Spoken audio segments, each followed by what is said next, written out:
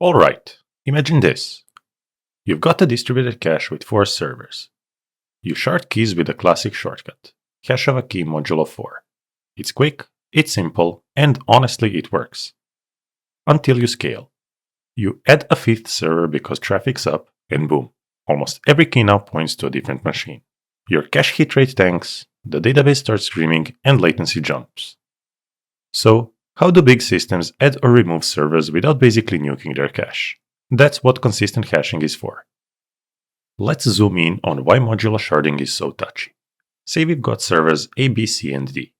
We take an integer hash of the key, then do hash modulo 4 to pick a server.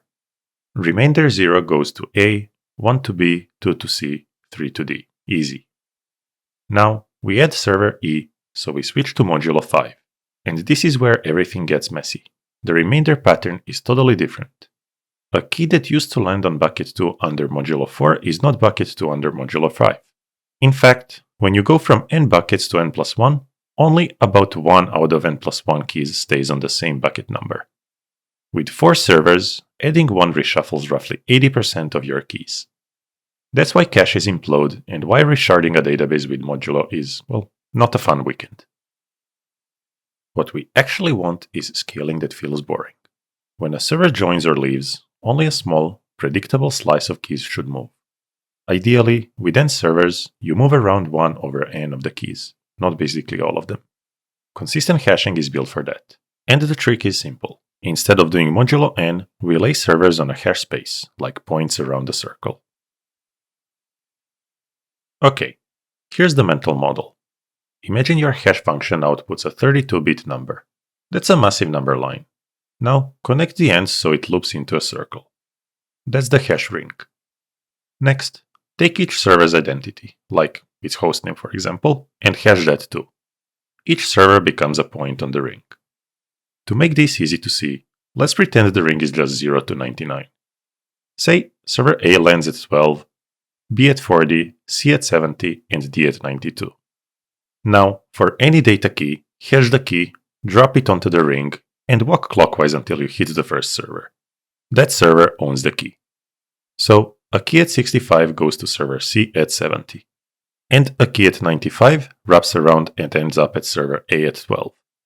The whole rule is just next server clockwise wins.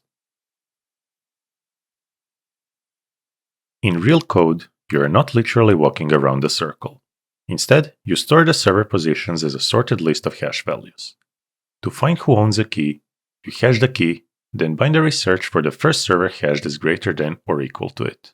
If you run off the end, you wrap back to the start. That's a log n lookup. And conceptually, each server owns the arc from its previous neighbor up to itself.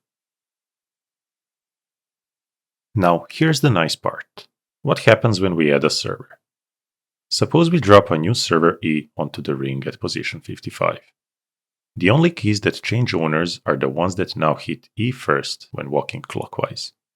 That's exactly the slice from E's predecessor up to E. In our example, B is at 40 and E is at 55, so keys in 40 to 55 move from C over to E. Everything else keeps going to the same place as before. So, instead of reshuffling almost everything, you move only one slice of the ring. On average, adding one node to n nodes moves about 1 every n plus 1 of the keys. Removing a node is similar. Each slice slides to the next clockwise neighbor. There's one catch though. With only a few servers, those slices can be pretty uneven. Hashing is random, so you might get 2 servers landing close together and one server owning a giant chunk. That server gets hot. Consistent hashing fixes the churn, but it doesn't automatically guarantee perfect balance. The standard fix is virtual nodes, or vNodes. Instead of placing each physical server once, you place it many times, like hundreds or thousands. You hash strings like server A-0, server A-1, and so on. Now the ring is sprinkled with lots of points, and each physical server owns a bunch of tiny arcs. Those arcs average out, so load smooths out as well. Waiting gets easy too. If a machine is twice as beefy, just give it twice as many vNodes. And when a server joins, it steals little arcs from lots of neighbors. And when it leaves, those arcs get handed back the same way. And in real systems, you usually want more than one copy of the data.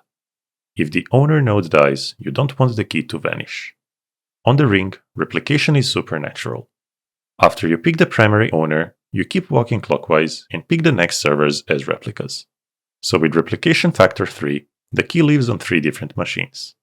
If you're using vnodes, you just skip over vnodes that belong to the same physical host until you've got 3 unique hosts. Now, if any one node fails, a neighbor already has the data. And when the ring changes, you only copy data for the slices that actually moved. To make this actually work in production, a few details really matter. First, everybody has to agree on the ring. Clients, routers, storage nodes, same membership list, same hash function. That membership usually comes from something like Zookeeper, etcd, or a gossip protocol, so the cluster converges on the view. Second, build the ring lookup structure efficiently. With vnodes, you might have thousands of points, so you keep them in a sorted array or tree and do binary search per request. Third, plan for movement. When you add a node, you don't want to blast it with full traffic instantly. There are cold caches, no warm-ups, and it would be painful. A lot of systems do gradual rollout, so start with a small weight, warm it up, then ramp it up. And finally, hash quality really matters. Use a stable, well-distributed hash so keys spread evenly and collisions are basically a non-event. A quick side note.